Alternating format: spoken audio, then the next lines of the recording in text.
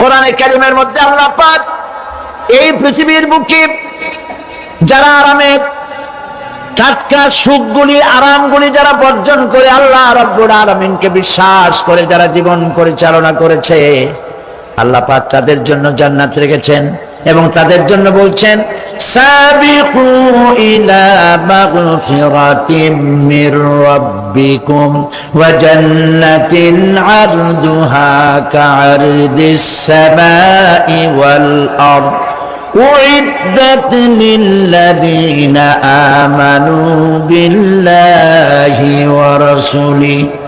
আল্লাহ পাক বলেন প্রতিযোগিতা করো আল্লাহর মাগফিরাত কামনার জন্য আর জান্নাতে যাওয়ার জন্য প্রতিযোগিতা করো, আল্লাহর রহমত পাওয়ার জন্য সৎ কাজের প্রতিযোগিতা করো, তাহলে আল্লাহ রাব্বুল আলামিন তোমাদেরকে ক্ষমা করবেন আর তোমাদের জন্য এমন জান্নাত দিবেন যেই জান্নাত আকাশের বিশালতার জমিনের বিশালতার মতো।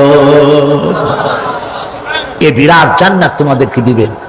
এই জান্নাত চিরস্থায়ী সুখ এবং শান্তি জায়গা হবে। মাসালুল জান্নাতিল্লাতী উইদাল মুত্তাকুন ফিহা আনহারুম মিন মাইন গায়রি আসিনিন ওয়া আনহারুম মিন লাবানিন লাম ইয়াতাগায়্যার তা'আমুহু। আল্লাহ পাক বলছেন জান্নাত আল্লাহ পাক ওয়াদা করেছেন মুত্তাকিদের জন্য। আল্লাহ পাক জান্নাত দিবেন যে জান্নাতের ভেতরে রয়েছে মধুর প্রস্রবণ, রয়েছে দুধের প্রস্রবণ, রয়েছে সেখানে স্বচ্ছ পানীয় পানির প্রস্রবণ রয়েছে। এই সুন্দর জান্নাত ঝর্ণা ধারা আল্লাহ পাক সৃষ্টি করেছেন, বাগ বাগিচা দিয়ে ভরে রেখেছেন জান্নাত। সেই জান্নাতে জান্নাত হবে এয়ার কন্ডিশন, রৌদ্রের তাপ হবে না সেখানে, রৌদ্রের খরতাপ হবে না সেখানে, ঠান্ডার প্রচন্ডতা থাকবে না। কিরকম হবে জায়গাটা? আল্লাহ পাক বলছেন মুত্তাকিনা আলাল আরাইকি লা ইয়ারাউনা ফিহা শামসান ওয়ালা জামহারিরা ওয়াদানিয়াতান আলাইহিম যিলালুহা ওয়া দুল্লিলাত কুতুফুহা তাযলিলা। আল্লাহ পাক এমন জান্নাত রেখেছেন, সেই আল্লাহ পাক সেই জান্নাতের ভিতরে জান্নাতীরা ঠেস লাগায়া মুখোমুখি অবস্থায় তারা সেখানে বসবে আর জান্নাতীদের মনের মধ্যে কোনো দুঃখ থাকবে না, পেরেশানি থাকবে না। পৃথিবীতে মানুষের দুঃখ থাকে, পেরেশানি থাকে, সেখানে কোনো দুঃখ আর পেরেশানি থাকবে না। সেই জায়গাটা হবে শীতাতপ নিয়ন্ত্রিত, না শীত না গরম, চির বসন্ত বিরাজ করবে। জান্নাতীরা সেখানে থাকবে। এই সুন্দর জান্নাত আল্লাহ পাক রেখেছেন মুত্তাকিদের জন্য। সুবহানাল্লাহ। কাফেরদের জন্য জান্নাত হবে, জাহান্নাম হবে চিরকাল। খালিদিনা ফিহা আবাদান, চিরকাল কাফেরেরা জাহান্নামে থাকবে। সর্বশেষ যে ব্যক্তি জাহান্নাম থেকে মুক্তি লাভ করবে তাকে আল্লাহ পাক বলবেন, ফেরেশতাদেরকে বলবেন, আমার ফেরেশতারা আমার এই বান্দাকে জান্নাত এবং জাহান্নামের মাঝখানে রেখে দাও। জান্নাত এবং জাহান্নামের মাঝখানে লোকটি যখন থাকার জায়গা পাবে সে জান্নাতের দিকে তাকায়া দেখবে আর কাঁদতে থাকবে। আল্লাহ পাক জিজ্ঞেস করবেন, বান্দারে যুগের পর যুগ ধরে জাহান্নামে কেঁদেছো, আমি রব্বুল আলামিন জাহান্নাম মাফ করে দিয়া জান্নাত জাহান্নামের মাঝখানে রেখে দিয়েছি, আযাব থেকে তো বেঁচে গেছো, এখন কান্দো কেন? লোকটি বলবে, রব্বুল আলামিন কান্দি এই কারণে, জাহান্নাম থেকে মাফ করেছো, তোমার শুকরিয়া আদায় করি। জান্নাত তো আমার কপালে নাই, কিসমতে নাই, কিন্তু জান্নাত আমি এখান থেকে দেখতে পাচ্ছি। জান্নাতের সুঘ্রাণ আমার নাকে আসতেছে, কপালে নাই যাওয়ার। আমি কাঁদি এই জন্য, তুমি যদি মেহেরবানি করে আমাকে জান্নাতের দরজার কাছে একটু দাঁড় করায় দিতা, প্রাণ ভরে তোমার জান্নাতের দৃশ্যটা একটু দেখতাম। আল্লাহ পাক তার আরজি পূরণ করবেন, বলবেন যাও, ফেরেশতাদের বলবেন এর জান্নাতের দরজার কাছে দাঁড় করায় দাও। জান্নাতের দরজার কাছে দাঁড়িয়ে লোকটি আবার কান্না শুরু করবে। আল্লাহ পাক প্রশ্ন করবেন, এবার কান্দো কেন? লোকটি বলবে রব্বুল আলামিন কান্দি এই কারণে জান্নাতের এই দরজায় দাঁড়ায়া, জান্নাতের অফুরন্ত নেয়ামত কিছুই ভালো করে দেখা যায় না, শুধু অল্প জায়গা দেখি। যদি তুমি আমারে দয়া করে জান্নাতের মাঝখানে দাঁড় করায় দিতা, চতুর্দিকে তাকায়া তাকায়া দেখা কলিজারে ঠান্ডা বানাইতাম। তবে আমি ওয়াদা করি জান্নাতের কোনো নাজ নেয়ামত, কোনো ফল আমি খাবো না, ধরবো না, সইব না। একটুখানি মেহেরবানি করে মাঝখানে দাঁড় করাইয়া দাও, জান্নারে ঠান্ডা করি। আল্লাহ রাব্বুল আলামিন ফেরেশতাদের বলবেন আমার এই বান্দারে জান্নাতের মাঝখানে দাঁড় করাইয়া দে। আল্লাহর নবী বলেন জান্নাতের মাঝখানে দাঁড়িয়ে লোকটি আগের চাইতে আরো জোরে চিৎকার মেরে কাঁদতে থাকবে। আল্লাহ পাক বলবেন বান্দারে কি হলো তোর? দরজার কাছে আসতে চাইছিলে, আইনা দিলাম। আবার এবার মাঝখানে আসতে চাইছো, তাও এনে দিয়েছি। আবার কান্দো কেন? লোকটি বলবে রব্বুল আলামিন এবার কান্দি এই জন্যে তুমি যখন দয়া করে একটিবার জান্নাতের মাঝখানে এনে আমাকে দাঁড় করায় দিয়েছো, তুমি রহমান রহিম গফুরুর রহিম, এই জান্নাত থেকে আবার আর বাইর করে দিও না। আল্লাহ রাব্বুল আলামিন বলবেন ও আমার বান্দারে, আমার এই জান্নাত তোর খুব পছন্দ হয়েছে নাকি? লোকটি বলবে রব্বুল আলামিন কলিজা ঠান্ডা হয়ে গেছে, ভাবতেও পারি নাই জান্নাত এত সুন্দর। আল্লাহ পাক বলবেন বান্দারে এরকম একটি নয়, দুইটা নয়, তোর জন্য আমি 10টা জান্নাত এরকম রিজার্ভ করে রাখছি। সুবহানাল্লাহ। আল্লাহ পাককে ভয় করে পৃথিবীর সমস্ত পাপ থেকে যারা নিজেকে রক্ষা করবে, আল্লাহ তাদের জন্য এই জান্নাত রেখে দিয়েছেন। সুবহানাল্লাহ। সেই জান্নাতের রিসিপশন আপনারা আন্দাজ করতে পারবেন না রিসিপশন কারে কয়। কি এর প্রধানমন্ত্রী আর প্রেসিডেন্ট, 4-5টা পুলিশ আর আর্মি আসে একটা ফট করে সেলুট মারলো, বাস শেষ হয়ে গেল, এরকম না। জান্নাতীদেরকে রিসিপশন দেওয়া হবে। জান্নাতীরা যখন আল্লাহর হুকুমে জান্নাতের দিকে যেতে লাগবে, আর যখন জান্নাতের কাছে চলে যাবে, আল্লাহ রাব্বুল আলামিন শোনায় দিচ্ছেন হাত্তা ইযা জাউহা ফুতিহাত আবওয়াবুহা ওয়া ক্বালা লাহুম খাজানাতুহা সালামুন আলাইকুম তিবতুম ফাদখুলুহা খালিদিন। সুবহানাল্লাহ। জান্নাতীরা যখন জান্নাতে প্রবেশ করার দরজার মুখোমুখি হবে, দ্বার রক্ষীগণ তখন বলবে সালামুন আলাইকুম, আল্লাহর শান্তি তোমাদের উপরে বর্ষিত হোক। সুবহানাল্লাহ। দুনিয়ার টাটকা টাটকা সুখগুলি 2 পা দিয়ে ছেলে দিয়েছো, টাটকা সুখগুলি গ্রহণ করো নাই, হারাম খাও নাই, আল্লাহর দ্বীন কায়েমের জন্য রক্ত দিয়েছো, জীবন দিয়েছো, কষ্ট করেছো, আল্লাহকে ভয় করেছো। আমাদের সালাম গ্রহণ করো, জান্নাতের মধ্যে ঢুকে যাও চিরকালের জন্য। সুবহানাল্লাহ। আর বাইর হওয়া লাগবে না, চিরকাল এই জান্নাতের মধ্যে তোমরা বসবাস করতে পারবে। আল্লাহ রাব্বুল আলামিনের ফেরেশতারা বলে দিবেন। জান্নাতের মধ্যে আল্লাহ পাক হুরদের সঙ্গে জান্নাতীদের বিয়ের ব্যবস্থা করে দিবেন।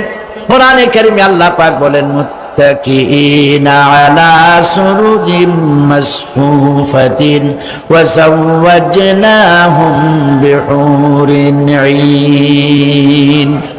সামনাসামনি ভাবে সাজানো সারি সারি আসন সমূহের উপর তারা ঠেস লাগায় বসে থাকবে, আর আল্লাহ রাব্বুল আলামিন হুরদের সাথে জান্নাতীদের বিয়ের ব্যবস্থা করে দিবেন। যেসব হুরের সঙ্গে বিয়ে হবে তাদের আল্লাহ পাক বিবরণ দিচ্ছেন কি রকম হবে তারা। লাম ইয়াতমিসহুন্না ইনসুন ওয়ালা জান, এর পূর্বে জিন এবং ইনসান এদেরকে কেউ স্পর্শ করে নাই। কিরকম তারা? কাআন্নাহুন্নাল ইয়াকুতু ওয়াল মারজান, যেমন ঝিনুকের ভিতরে মণিমুক্তা থাকে, এইভাবে আল্লাহ পাক তাদেরকে পবিত্র করে রেখে দিয়েছেন। আমার প্রিয় ভাইরা, আল্লাহ রাব্বুল আলামিন কোরআনে কারীমের ভিতরে বলেছেন, ফাবিআইয়ি আলা'i রাব্বিকুমা তুকাযযিবান। জান্নাত দান করে আল্লাহ পাক এবার জান্নাতীদেরকে সম্বোধন করে বলবেন, ইয়া ইবাদি লা খাউফুন আলাইকুমুল ইয়াওমা ওয়ালা আনতুম তাহজানুন। হে আমার বান্দারা, লা খাউফুন আলাইকুমুল ইয়াওম, আজ আর কোনো ভয় নাই। সুবহানাল্লাহ, সুবহানাল্লাহ। আজ আর কোনো ভয় নাই, কোনো চিন্তাও নাই, আরামে এই জান্নাতের মধ্যে বসবাস করো। এরপরে আল্লাহ পাক জিজ্ঞেস করবেন, ও আমার জান্নাতীরা, আমি যেসব ওয়াদা করছিলাম আমার ওয়াদা মোতাবেক সমস্ত নিয়ামত পেয়েছো? তারা বলবে, হ্যাঁ পেয়েছি, সব নিয়ামত আপনার ওয়াদা মোতাবেক সব পেয়েছি। আল্লাহ রাব্বুল আলামিন বলবেন, সব পাও নাই, ওয়ালাদাইনা মাজিদ, আমার কাছে আরো বেশি আছে। সুবহানাল্লাহ, আমার কাছে আরো বেশি আছে। জান্নাতীরা বুঝবে না সে আরো বেশিটা কি, এর থেকে আর বেশি কি। প্রিয় ভাই সব, নবী করিম সাল্লাল্লাহু আলাইহি সাল্লাম বলেছেন, জান্নাতের সুখ আর শান্তি কোন চোখ নাই যা দেখেছে, যা কোন অন্তঃকরণ নাই যা কল্পনা করতে পেরেছে। এই জান্নাত মুত্তাকিদের জন্য আল্লাহ রাখছেন। সুবহানাল্লাহ। জান্নাতীরা ভাবতেও পারবে না সেই নিয়ামতগুলি কি। প্রিয় ভাই সব, সেই মুহূর্তে আল্লাহর নবী মুহাম্মদুর রাসূলুল্লাহ সাল্লাল্লাহু আলাইহি ওয়াসাল্লাম বলবেন, রব্বুল আলামিন, আমার উম্মতেরা জান্নাতীরা বুঝতে পারে নাই আপনার কাছে কি নিয়ামত আরো বেশি আছে। আমার এই উম্মতেরা জান্নাতীরা আপনার ওয়াদা মোতাবেক সব পেয়েছে, কিন্তু একটি জিনিস এখনো তাদের কিসমতে হয় নাই। সেই জিনিসটা হলো, যারা তার রবকে না দেখে শুধু কোরআন আর হাদিসের কথা শুনে আরবের ঘুম হারাম করে তাহাজ্জুদের নামাজ আদায় করেছিল, চোখের পানি ফেলেছিল, যারা জান্নাত দেখে নাই, জাহান্নাম দেখে নাই, আপনাকে ভয় করে যারা জীবন পরিচালনা করেছিল, যারা আপনাকে দেখে নাই, না দেখে শুধু কোরআন হাদিস বিশ্বাস করে যারা অকাতরে নিজেদের জীবন বিলায় দিয়েছিল, এই জান্নাতীরা এখন পর্যন্ত তার রবকে দেখতে পারে নাই। আল্লাহ রাব্বুল আলামিন তার সামনে থেকে ৭০,০০০ পর্দা সরে যাবে। আল্লাহ পাক বান্দাদের আরজি পুরা করার জন্য জান্নাতীদের সামনে তিনি জালোয়া ফরোজ হবে। কোরআন শরীফের ভিতরে আল্লাহ পাক বলেন, জান্নাতীরা তারা আল্লাহর দিকে, জান্নাতীরা তার রবের দিকে তাকিয়ে থাকবে, আর রব তার বান্দাদের দিকে তাকায়া থাকবে। প্রাণ ভরে জান্নাতীরা রবকে দেখবে। সুবহানাল্লাহ, আল্লাহ পাককে দেখবে। প্রাণ খুলে আজ দোয়া করি, রব্বুল আলামিন জান্নাতের যেই পরিবেশে, যেই জায়গায় তুমি দয়া করে তোমার গোলামদেরকে তুমি নিজেই দর্শন দিবে, দেখা দিবে। মনিব গো, ও আমাদের রব, আজ এই বিশাল জনসমুদ্র নিয়ে তোমার দরবারে আবেগ ভরা কণ্ঠে বলি, যে অনুষ্ঠানটি তুমি এমন মুবারক অনুষ্ঠান করবে যেখানে তুমি জান্নাতীদেরকে দেখা দিবে, ওই জান্নাতের কোনো একটি, ওই অনুষ্ঠানের কোনো একটি কোনায় কানায় আমাদেরকেও দাঁড় করাইয়া দেখান তো।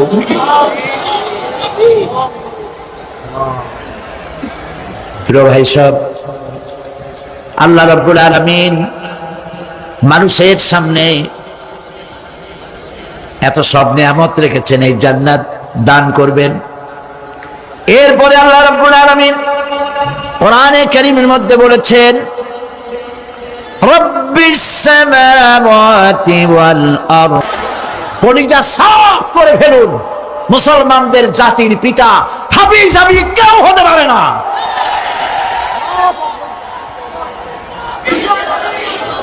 মিল্লাতা আবিকুম ইব্রাহিম, ইব্রাহিম আলাইহিস সালাম এই মিল্লাতের পিতা। সুবহানাল্লাহ। হযরত ইব্রাহিম আলাইহিস সালাম কিয়ামতের দিন বলবেন, আল্লাহ আমার আব্বার জন্য সুপারিশ করছি। আল্লাহ পাক বলবেন মঞ্জুর হবে না। আজর তোমার পিতা হতে পারে, কিন্তু আমার খলিলকে আগুনে ফেলার জন্য নমরুদকে সে সহযোগিতা করেছে, আমি তোমার পিতাকে ক্ষমা করব না। নবী করিম সাল্লাল্লাহু আলাইহি সাল্লামকে সাহাবায়ে কেরাম জিজ্ঞেস করেছেন, হে রাসূল, আপনার আব্বা এবং আম্মার অবস্থা কি হবে? নবী করিম সাল্লাল্লাহু আলাইহি সাল্লাম কেঁদে ফেলেছেন, সব বলেছেন, আমি তাদের কোনো উপকারে আসব না। আল্লাহু আকবার। আপনি মনে করছেন নাকি যে ইয়া নবী সালাম আলাইকা বলি অমনি নবী সুপারিশ পাবেন? এত সহজ। কতগুলো রসগোল্লা খাইলেন আর বড় একটা মিছিল করলেন আর অমনি চলে যাবেন? পৃথিবীর সব মানুষ, সাহাবায়ে কেরাম বাদ দেন, পৃথিবীর সমস্ত মানুষ একত্রিত হয়ে আবু তালেব রাসূলুল্লাহকে যে ভালোবেসেছেন, ওর 1000 ভাগের 1 ভাগও সারা দুনিয়ার মানুষ রাসূলুল্লাহকে ভালোবাসতে পারবে? পারবে? নিজের ছেলে আলীকে, আলী রাদিয়াল্লাহু তাআলা আনহুকে আলাদা বিছানায় শোয়াইয়া, ছোট্ট মানুষ হযরত আলী আলাদা জায়গায় রাখিয়া মুহাম্মদুর রাসূলুল্লাহ সাল্লাল্লাহু আলাইহি সাল্লাম এতিম মানুষ তারে কলিজার সাথে বুকের মধ্যে আশ্রয় দিয়ে আগলে রেখেছেন বুক পড়ে। সেই আবু তালেব মৃত্যুর সময় নবী করিম সাল্লাল্লাহু আলাইহি সাল্লাম বলেছিলেন, চাচা একটি বার আমার কানে তাওহীদের কালেমা শোনায় দেন। আবু তালেব তার কিসমতে ছিল না কালেমা। মরে যাওয়ার পর একজন সাহাবী বলেছিলেন, ইয়া রাসূলুল্লাহ, মৃত্যুর সময় আবু তালেবের মুখ আমি নড়তে দেখেছি, তিনি কালেমা পড়েছেন সম্ভবত। রাসূলুল্লাহ সাহেব বলেছেন, আমি শুনি নাই। এত ভালোবাসার পরেও হাদিস শরীফে এসেছে আবু তালেব জাহান্নামে যাবে। কোথায় যাবে? জাহান্নামে। সবচাইতে কম আযাব হবে কার? আবু তালেবের। কম আযাবটা কি? হাদিস শরীফে এসেছে কম আযাব হলো জাহান্নামের আগুন দিয়ে এক জোড়া জুতা তৈরি করে আবু তালেবের পায়ে পরিয়ে দেওয়া হবে। সেই জাহান্নামের আগুনের তৈরি করা জুতার তাপে আবু তালেবের মাথার ঘিলুগুলো টকবক করে পড়তে লাগবে। এত ভালোবেসে যদি কিয়ামতে উপায় না হয়, আপনি ইয়া নবী সালাম আলাইকা, ইয়া রাসূল সালাম আলাইকা, আর কতগুলো জিলাপি খাইলেন, বড় একটা মিছিল করলেন। প্রিয় ভাই সব, এইসব বিদআত ছাড়ুন, এগুলি সুস্পষ্ট বিদআত। রাসূলুল্লাহকে ভালোবাসবেন, সাহাবীরা যেভাবে ভালোবেসেছেন ওইভাবে ভালোবাসবেন। আল্লাহ রাব্বুল আলামিন বলেন, যালিকাল ইয়াউমুল হক ফামান শাআ আত্তাখাযা ইলা রাব্বিহি মাআবা। এই দিনটি অবশ্যই আসবে, সেদিনটি নিশ্চিতভাবে আসবে। আর এখন যার ইচ্ছা সে তার রবের দিকে অগ্রসর হোক। ইন্না আনজারনাকুম আযাবান করিবান ইয়াওমা ইয়ানজুরুল মার'উ মা কদ্দামাত ইয়াদাহু ওয়া ইয়াকুলুল কাফিরু ইয়া লাইতানি কুনতু তুরাবা। ইন্না আনজারনাকুম আযাবান করিবা, খুব নিকটবর্তী একটি আযাব সম্পর্কে আমি তোমাদেরকে সতর্ক করে দিলাম। কে বলতেছেন? আল্লাহ পাক। লক্ষ্য করুন আল্লাহ কি বলছেন, খুব নিকটবর্তী একটি কঠিন শাস্তি, আযাব, অর্থাৎ কিয়ামত, এ সম্পর্কে আমি তোমাদেরকে সতর্ক করে দিলাম। ইয়াউমা ইয়ানজুরুল মার'উ মা কদ্দামাত ইয়াদাহু, সেদিন প্রত্যেকটি লোক যা সে পাঠিয়ে দিয়েছিল এখানে, অর্থাৎ যা করেছিল সেগুলি সে দেখতে পাবে। আর তখন ওয়ায়াকুলুল কাফিরু ইয়া লাইতানি কুনতু তুরাবা। সেই কিয়ামতের ময়দানে অবস্থা দেখে কাফেররা বলবে, আহারে মানুষ না হইয়া যদি মাটি হইয়া যেতাম, যদি মাটি হতাম, যদি মানুষ না হয়ে না জন্মতাম, আজ এই হাসরের ময়দানে এইখানে এই বিচারের মুখোমুখি হতাম না, মাটি হইলে বরং অনেক ভালো হতো। এই পৃথিবীতে আমরা এসেছি, চলে যাব, যাওয়ার আগে এই কোরআন একটি বিশাল জনগোষ্ঠী এমন বানাতে চেয়েছে যে জনগোষ্ঠী এই কোরআন দিয়ে একটি বিশাল সমাজ গড়বে, রাষ্ট্র গড়বে, এমন রাষ্ট্র গড়বে যেই রাষ্ট্রে দুঃখ থাকবে না, অশান্তি থাকবে না, যেখানে সুখ থাকবে, সমৃদ্ধি থাকবে, আর কিয়ামতের দিন আল্লাহর জান্নাতে তারা চলে যাবে। তেমন একটি সমাজকে আমরা চাই। সবাই বলেন সেরকম একটি সমাজকে আমরা চাই। প্রিয় ভাই সব, কিয়ামতের দিন আমরা যেতে চাই জান্নাতে। কোথায় যেতে চাই বলেন? জোরে বলেন। এই জান্নাতে যাওয়ার জন্য দুইটা কাজ করতে হবে। কয়টা কাজ? আল্লাহ রাব্বুল আলামিন বলেন, ফামান কানা ইয়ারজু লিকাআ রাব্বিহি ফালইআমাল আমালান সালিহান ওয়া লা ইউশরিক বিইবাদাতি রাব্বিহি আহাদা। আল্লাহ পাক বলেন, যে বাজারা আমার সঙ্গে দেখা করতে চায় কিয়ামতে, দুইটা কাজ করা লাগবে। বলেন কয়টা কাজ? একটা হলো নেক আমল। কি আমল বলেন? নেক আমল। নেক আমল কারে বলে? নেক আমল করতে হলে আবার দুইটা শর্ত লাগে। এক নম্বরে কাজটা করতে হবে আল্লাহরে খুশি করার জন্য। কারে খুশি করার জন্য? একটা মাদ্রাসা বানাইছি যাতে লোকেরা বলে যে বড় একটা মাদ্রাসা বানাইছে, এই জন্য মাদ্রাসা বানাবেন, মসজিদ বানাবেন, হসপিটাল বানাবেন, যা কিছু করেন নিয়ত হবে আল্লাহকে খুশি করা। নিয়ত হবে কারে খুশি করা? আল্লাহ পাককে খুশি করা। এই হলো নেক আমলের প্রথম শর্ত। কাজ হবে আল্লাহকে খুশি করার জন্য। দুই নম্বরে কাজটি হতে হবে সুন্নতে নববী সাল্লাল্লাহু আলাইহি ওয়াসাল্লামের উপরে। মনে থাকবে, দাড়ি রাখবো। কেন রাখবো? রাসূলের সুন্নত। রাখবো কারে খুশি করার জন্য? আল্লাহ খুশি করার জন্য। রাখবো কার মতো? রবীন্দ্রনাথের মতো, কার্ল মার্কসের মতো, কবির মতো নয়। রাখতে হবে কার মতো? নবীর মতো। বুঝে নেন, কাজটা হতে হবে আল্লাহকে খুশি করার জন্য। দুই নম্বরে কাজটা হতে হবে সুন্নতে নববী সাল্লাল্লাহু আলাইহি ওয়াসাল্লামের উপরে হতে হবে। তাহলে এই হলো এক নম্বর। জান্নাতে যাওয়ার জন্য, আল্লাহর সাথে দেখা করার জন্য এক নম্বরের কাজ হলো নেক আমল। বলেন এক নম্বরের কাজ কি? দুই নম্বরের কাজ ওয়ালা ইউশরিক বিইবাদাতি রাব্বিহি আহাদা। আল্লাহ রাব্বুল আলামিনের ইবাদতের সাথে কাউকে শরীক স্থাপন করা যাবে না। আমরা যারা মুসলমান, অধিকাংশ মুসলমান শিরকের ভিতরে মুবতালা হয়ে আছে। বিশ্বাস করেন কিনা বলেন? কাফেরেরা তো মুশরিক আছেই, ওরা তো মুশরিক আছেই, কিন্তু আমরা মুসলমানেরা আমাদের আমলের মধ্যে, আমাদের অজান্তে সবের নিয়তে অনেক শিরক আমরা করে বসি। নাউজুবিল্লাহ। বলেন নাউজুবিল্লাহ।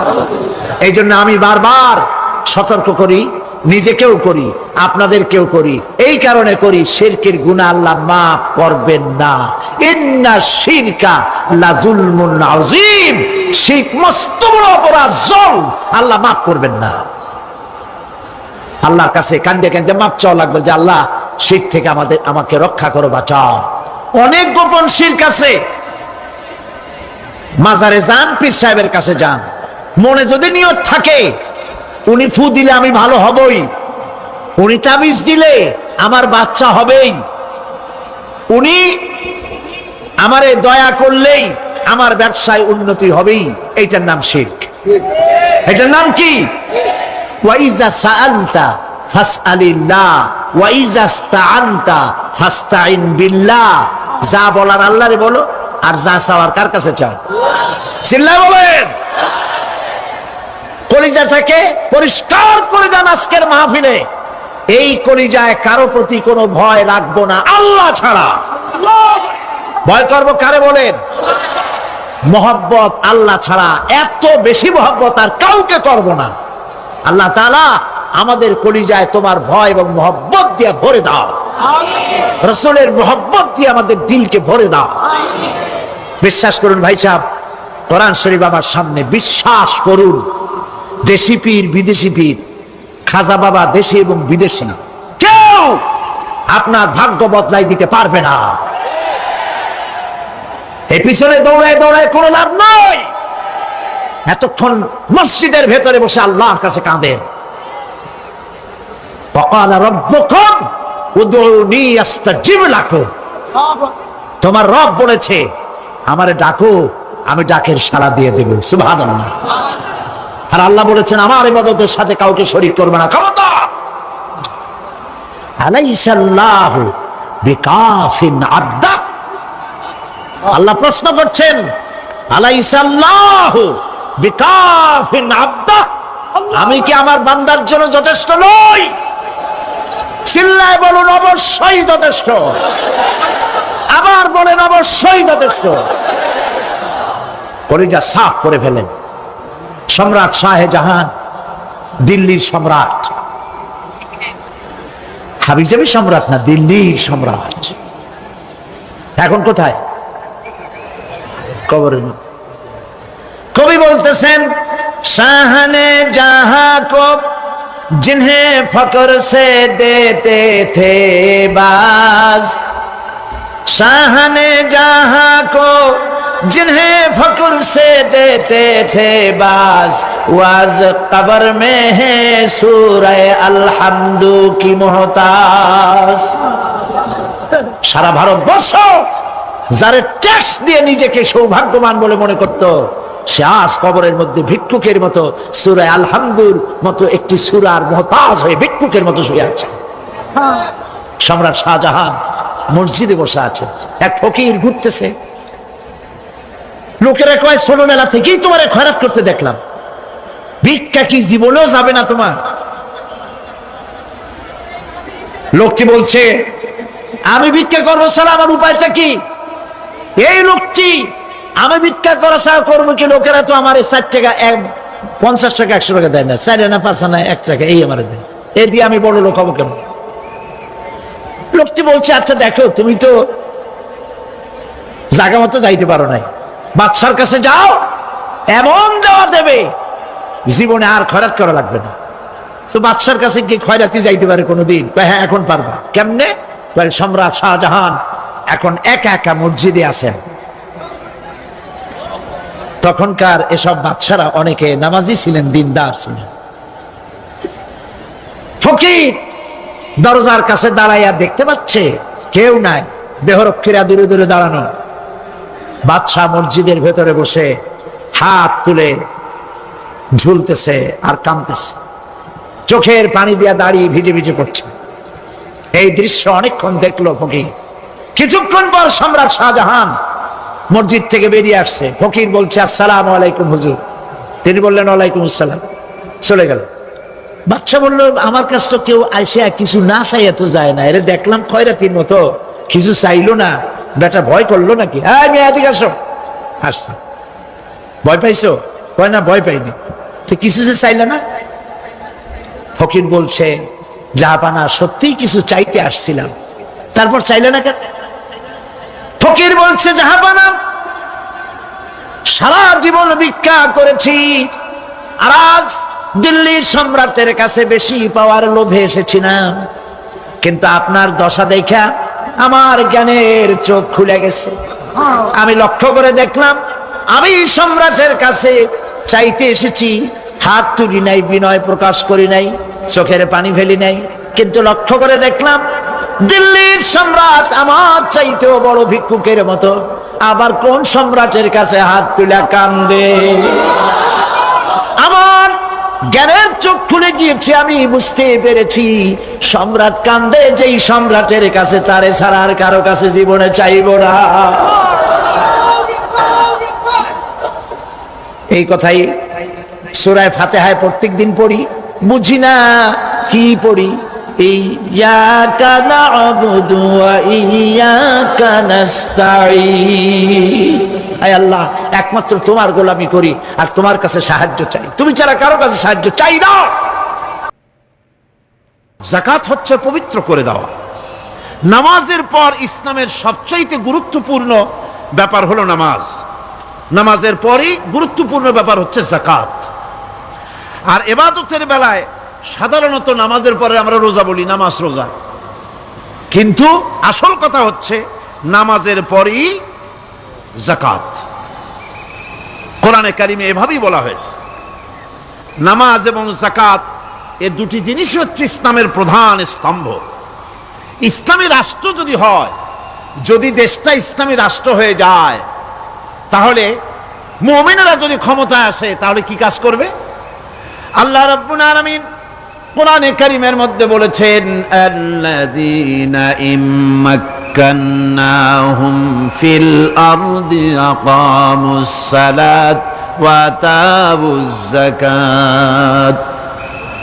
আমার মুমিন বান্দারা যদি ক্ষমতায় আসে, মুমিনরা যদি ক্ষমতা পায়, তাহলে চারখানা কাজ করবে। কয়খান কাজ? জোরে চিল্লায় কোন কয়খান? প্রথম কাজ, ক্ষমতায় এসেই নামাজ প্রতিষ্ঠা করবে। প্রথম কাজ কি? নামাজ প্রতিষ্ঠা করবে। সে নামাজের কথা বলবো কালকে। 2 নম্বরের কাজ হলো যাকাত আদায় করবে। 2 নম্বরের কাজ কি? যাকাত আদায় করবে। যাকাত বোর্ড গঠন করবে না, যাকাত আদায় করবে। যে সরকার নামাজ প্রতিষ্ঠা করে না, সে সরকারের যাকাত বোর্ড করে যাকাত আদায় করার অধিকার থাকার কথা নয়। সুবিধাবাদ জিন্দাবাদ দিলে তো চলবে না। যাকাতের টাকা নিয়ে করেন কল্যাণমূলক কাজ, কিন্তু আল্লাহর হুকুম তো সেরকম না। আল্লাহর প্রথম হুকুম হলো নামাজ প্রতিষ্ঠা করতে হবে, তারপরে যাকাত আদায় করতে হবে।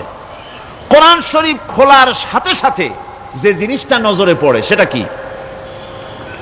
কোরআনে কারীম খোলার সঙ্গে সঙ্গে যে জিনিসটি নজর পড়ে তা হলো আলিফ লাম মিম যালিকাল কিতাবু লা রাইবা ফীহি হুদাল লিল মুত্তাকিন আল্লাযীনা ইউমিনুনা বিল গায়বি ওয়া ইউকিমুনাস সালাতা ওয়া মিম্মা রাযাকনাহুম ইউনফিকুন।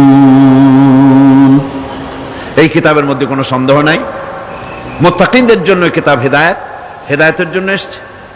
আর মুত্তাকি হচ্ছে তারা যারা নাকি গায়েবের প্রতি ঈমান আনে, অদৃশ্যকে বিশ্বাস করে, নামাজকে প্রতিষ্ঠা করে, আর আমি যে রিজিক দিয়েছি তার দ্বারা আমার রাস্তায় খরচ করে। ইসলাম নামাজের পরই যাকাতের জায়গাটা দিয়েছে। যেখানেই আছে আকিমুস সালাত, সেখানেই আছে ওয়াতুজ যাকাত। দেখছেন কি ধরনের একটা মিল? যেখানেই নামাজ প্রতিষ্ঠা করো সেখানে যাকাত আদায় করো। তার মানে হলো নামাজ সঠিকভাবে প্রতিষ্ঠা হতেই পারে না যাকাত ভিত্তিক অর্থ ব্যবস্থা পরিচালিত হওয়া ছাড়া। কারণ একটি গরিব মানুষ, পেটে খাবার নাই, সে নামাজ পড়তে যখন দাঁড়িয়েছে তার নিজের পেটে খাবার নাই, তার বাচ্চা অসুখে তড়পাচ্ছে, তার ছেলের পরীক্ষার ফি নাই, ফি দেওয়ার মতো পয়সা নাই, তার স্ত্রীর পরনে কাপড় নাই, নামাজ পড়তে দাঁড়িয়েছে। স্বাভাবিকভাবেই নিজের ক্ষুধার যন্ত্রণা, বিবি বাল বাচ্চার কষ্টের কথা, এগুলি তার মনের মধ্যে তোলপাড় করে উঠবে। এ কথা আল্লাহর চাইতে আর কে ভালো বুঝবে? সেই জন্য আল্লাহ পাক বলেছেন, আকিমুস সালাত ওয়া আতুজ যাকাত, নামাজ প্রতিষ্ঠা করো, যাকাত আদায় করো। নামাজ আর যাকাতকে পাশাপাশি রাখা হয়েছে। আর এই নামাজ আর যাকাত দুনিয়ার সমস্ত নবীদের উপর আল্লাহ ফরজ করেছিলেন। কোন সুবহানাল্লাহ। এ শুধু আপনার আমার নবীর উপরে না, দুনিয়ার সব নবীদের উপরে নামাজ আর যাকাত কি ছিল? ফরজ। হযরত ইব্রাহিম আলাইহিস সালাম এবং তার বংশের নবীদের কথা উল্লেখ করার পর আল্লাহ রাব্বুল আলামিন বলছেন, ওয়াজআলনাহুম আইম্মাতান ইয়াহদুনা বিআমরিনা ওয়া আওহাইনা ইলাইহিম ফি'লাল খায়রাত وإقام الصلاة وإيتاء الزكاة وكانوا لنا عابدين وجعلناهم أئمة। আমি সমস্ত নবীদেরকে নেতা বানাইছি। সমস্ত নবীরা কি? আর এক শ্রেণীর, কি বলবো আমি, আমার কাছে ভাষা আসতেছে না, এক শ্রেণীর ভদ্রলোক বলি, ওনারা বলেন নবীদের নেতা কওয়া যাবে না। আশ্চর্য কথা। এই আয়াতের অর্থ তারা কি করবেন? ওয়াজআলনাহুম আইম্মাতান, নবীদের কথা বলা হচ্ছে আমি সমস্ত নবীদেরকে নেতা বানিয়েছি, তাদেরকে আমি নির্দেশ করেছি ভালো কাজের, তারা কল্যাণমূলক কাজ করবে এটা নির্দেশ করেছি, নেতা বানিয়েছি। আর তাদেরকে বলেছি কল্যাণমূলক কাজ করার জন্য, নামাজকে প্রতিষ্ঠা করার জন্য, যাকাতকে আদায় করার জন্য। আর তারা সবাই ছিল আমার অনুগত, বাধ্যগত। নবীরা সব হলেন নেতা। নবীরা কি?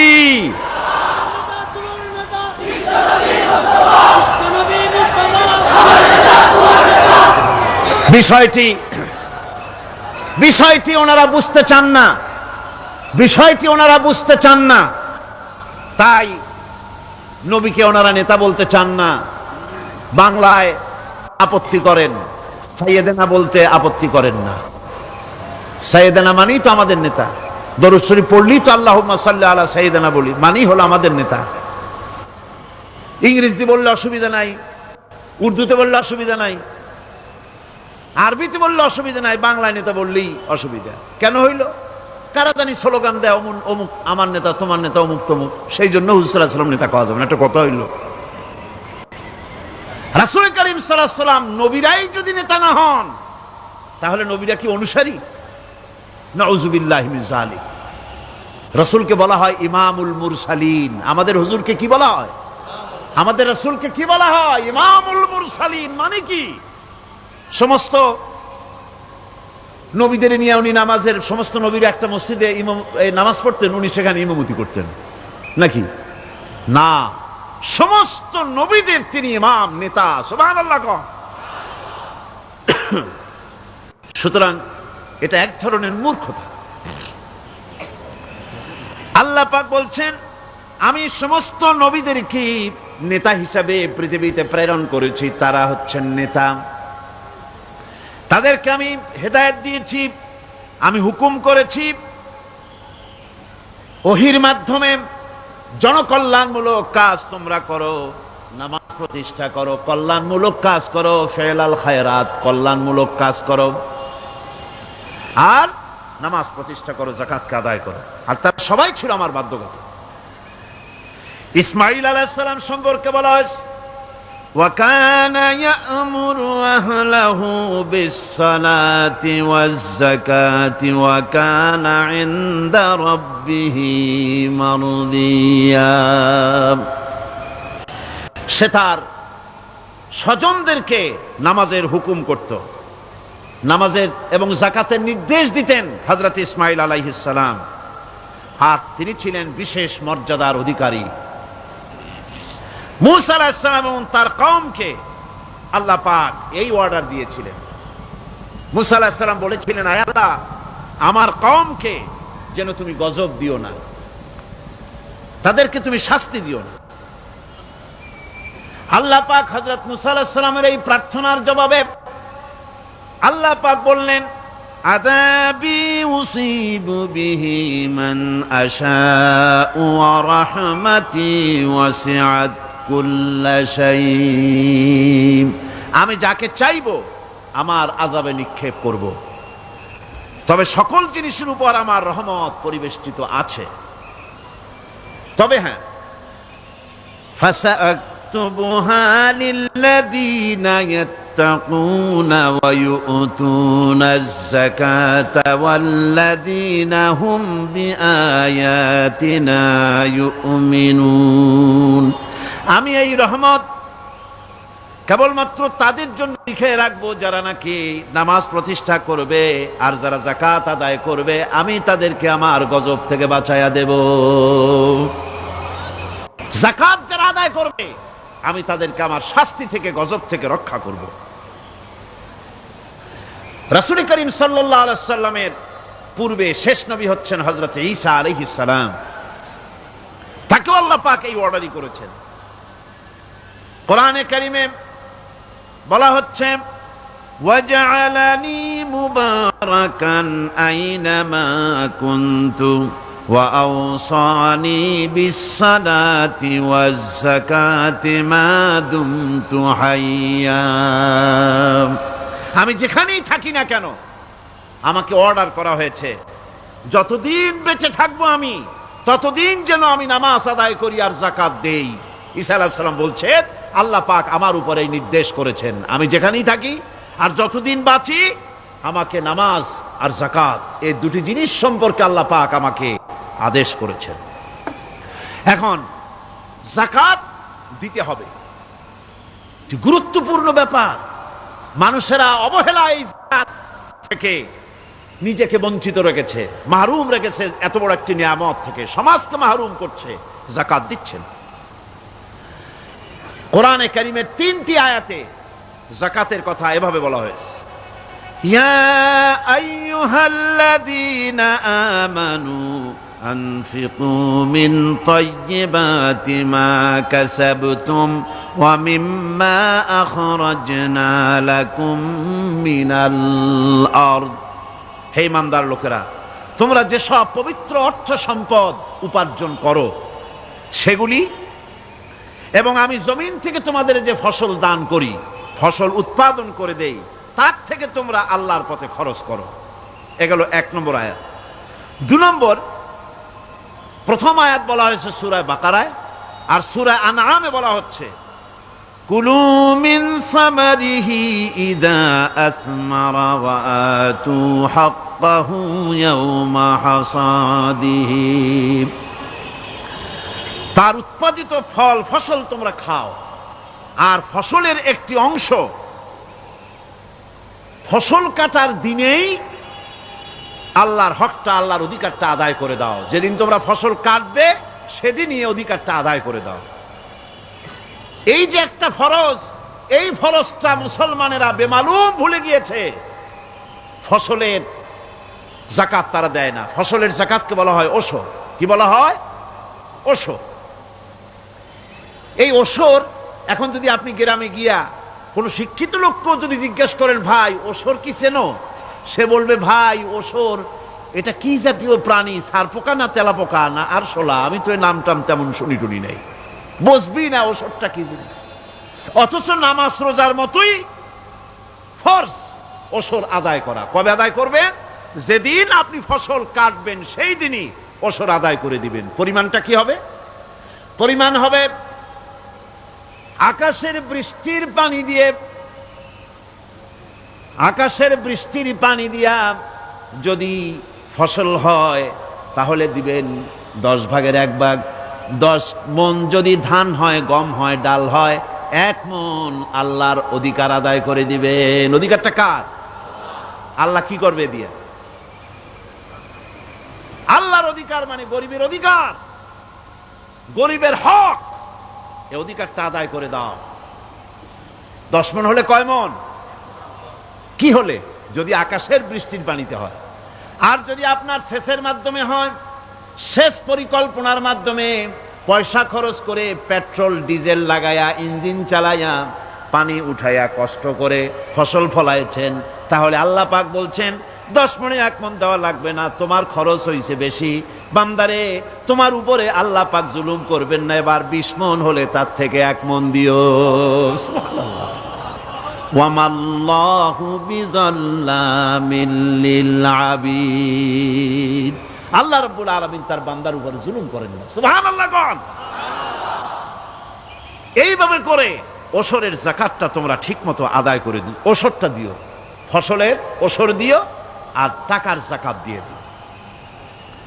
যারা এটা দিবে না তাদের সম্পর্কে আল্লাহ পাক সূরা তওবার ভিতরে বলেছেন ওয়াল্লাযীনা ইয়াকনিজুনা আয-যাহাবা ওয়াল ফিদ্দাতা ওয়া লা ইউনফিকুনাহা ফি সাবিলিল্লাহি ফাবাশশিরহুম বিআযাবিন আলীম।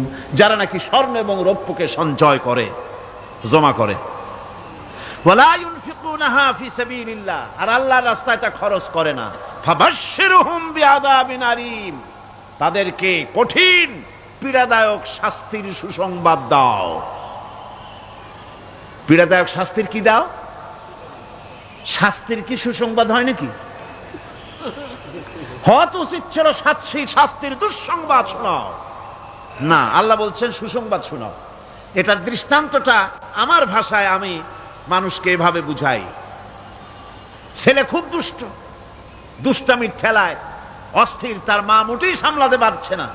তখন মা বলে, বেটা দিয়া বলা হবে, হাদা মা কানাজতুম লিআনফুসিকুম ফাযুকু মা কুনতুম তাকনিজুন। মজা চাখো, স্বাদ গ্রহণ করো, এ হলো তোমার সেই সঞ্চিত সম্পদ, সঞ্চিত ধনরাশি যা তুমি জমা করেছো আর আল্লাহর রাস্তায় খরচ করনি, এখন এর শাস্তি গ্রহণ করো। সুতরাং সঞ্চয় করা, মাল জমা করা এক শ্রেণীর লোক আছে। আল্লাহ পাক বলছেন, আল্লাযী জামা মালান ওয়া আদ্দাদা, মাল জমা করে আর মোছে তেল মাখে। টেলিফোন করে, হ্যালো সোনালী ব্যাংকের ম্যানেজার সাহেব নাকি? বলে হ্যাঁ, দেখুন তো আমার ব্যালেন্সটা কত। উনি বললেন, বল্টু সাহেব আপনার ব্যালেন্স হচ্ছে 50,77,372 টাকা 79 পয়সা। তখন মোজ ঘষে, আতর লাগায়, তেল মাখে আর মনে মনে আনন্দ হয়, আরো কিছু জমা করতে পারলেই তো কঠিন কোটায় পৌঁছে যাব। আল্লাযী জামা মালান ওয়া আদ্দাদা, মাল জমা করে আর গুনতে থাকে, আল্লাহর রাস্তায় খরচ করে না। আল্লাহ রাব্বুল আলামিন বলছেন, খুয মিন আমওয়ালিহিম সাদাকাতান তুতাহহিরুহুম ওয়া তুযাক্কিহিম বিহা, তাদের অর্থ সম্পদ থেকে যাকাত উসুল করে তাদেরকে পবিত্র করে দাও। যাকাত আদায় করার মানেই হলো তার সম্পদগুলি পাক হয়ে গেল। কোন আলহামদুলিল্লাহ, সম্পদ পাক হয়ে গেল, পবিত্র হয়ে গেল। আর যেই সম্পদের যাকাত দেওয়া হয় না, আল্লাহর রাস্তায় খরচ করা হয় না, তা সম্পূর্ণরূপে অপবিত্র, নাপাক। কি পরিমাণ সম্পদের নিসাবটা কেমন হবে? নিসাব হবে 52.5 তোলা রৌপ্য যদি আপনার কাছে থাকে, আপনি বাজার দর হিসাবে যাকাত দিবেন। স্বর্ণ 7.5 তোলা পর্যন্ত যদি হয়ে যায়, তাহলে অবশ্যই বাজার দর হিসাবে প্রতি বছর তার যাকাত দিবেন। ছাগল যদি 40টা থাকে, যাকাত দিবেন। গরু যদি 30টা থাকে, তাহলে যাকাত দিবেন। যাকাতের মাসলাটা খুবই কঠিন, যেখানে সেখানে গিয়ে জিজ্ঞেস করে এর জবাব পাওয়া সুকঠিন হয়ে যাবে। এই জন্য মাল পবিত্র করার জন্য, জাহান্নামের কঠিন শাস্তি থেকে বাঁচার জন্য আমি আপনাদেরকে উপদেশ দেব, সাজেশন করব, পরামর্শ দেব একটা বই পড়ার জন্য। বইটা লেখক হচ্ছেন আল্লামা ইউসুফ আল কারজাবী। বর্তমান আসরে, এই বর্তমান বিশ্বের একজন সাহসী মুফাক্কির ইসলাম, কাতার ইউনিভার্সিটির শরিয়া ফ্যাকাল্টির ডিন। তার লেখা ফিকহুজ যাকাত, বিশাল এই আরবি গ্রন্থের অনুবাদ করেছেন অনুবাদ রাজ্যের রাজা, এদেশে ইসলামী আন্দোলনের, এই ভূখণ্ডের পুরোধা, ইসলামী আন্দোলনের বর্তমান সব নেতাদের ওস্তাদ আল্লামা হযরত মাওলানা আব্দুর রহিম সাহেব রাহিমাহুল্লাহ, আল্লাহ তাকে জান্নাতুল ফেরদাউসের মেহমান বানায় নিক, জোরে কোন আমিন।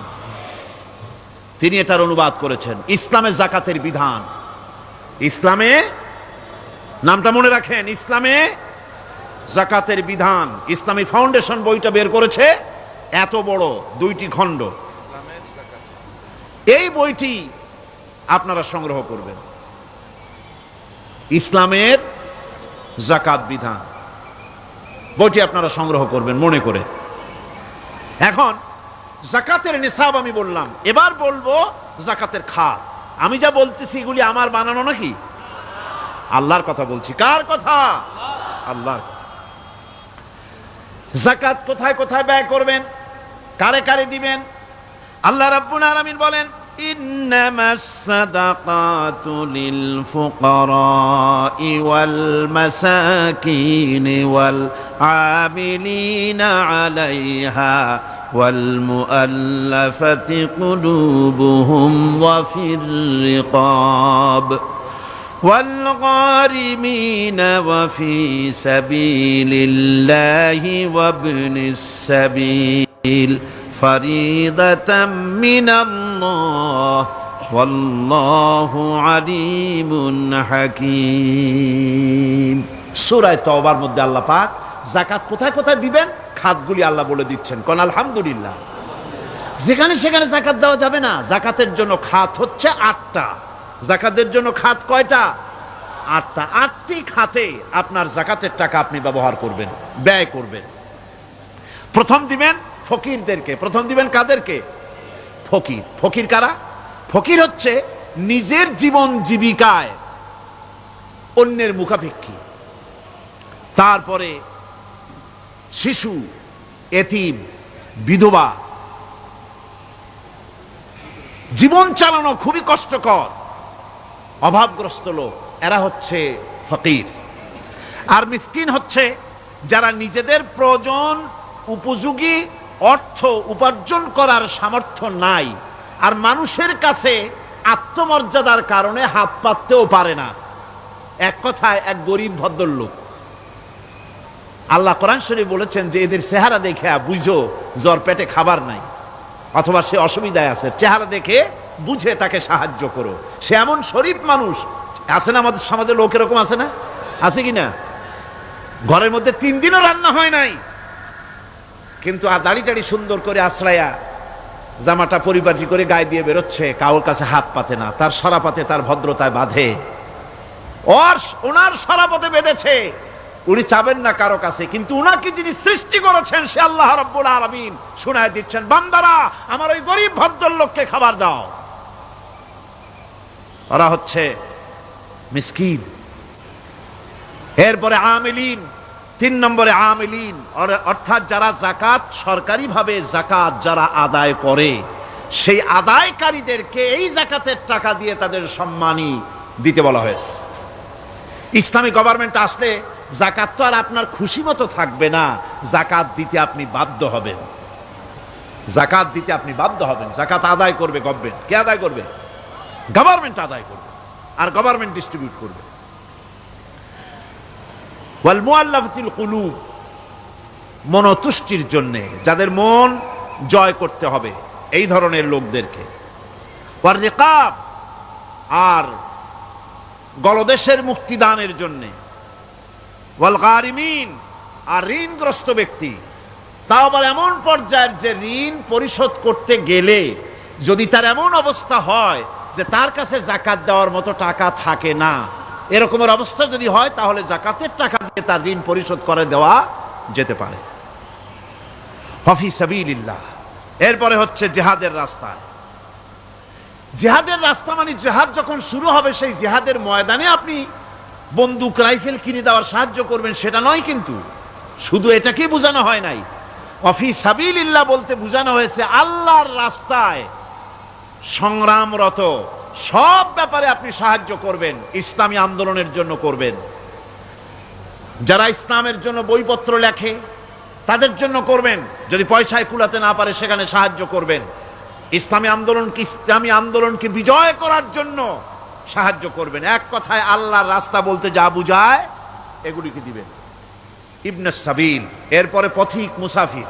পথিক মুসাফির সে যদি বাড়িতে ধনী থাকে, ঢাকায় ধনী, কিন্তু চট্টগ্রামে এসে সর্বহারা হয়ে গেছে, টাকা পয়সা সব লুটপাট হয়ে গেছে, এখন বাড়ি ফেরার উপায় নাই, যাকাতের টাকা দিয়ে তাকে সাহায্য করা যেতে পারে। এই 8টি খাতে এভাবে যাকাত দেওয়ার জন্য আল্লাহ খাত সৃষ্টি করেছেন। কয়টা খাত হলো? 8টা খাত। ইসলাম যাকাত ভিত্তিক অর্থ ব্যবস্থা কায়েম করে, আর অনৈসলামিক সরকার সুদ ভিত্তিক অর্থ ব্যবস্থা কায়েম করে। যাকাত আর সুদের মধ্যে পার্থক্য কি?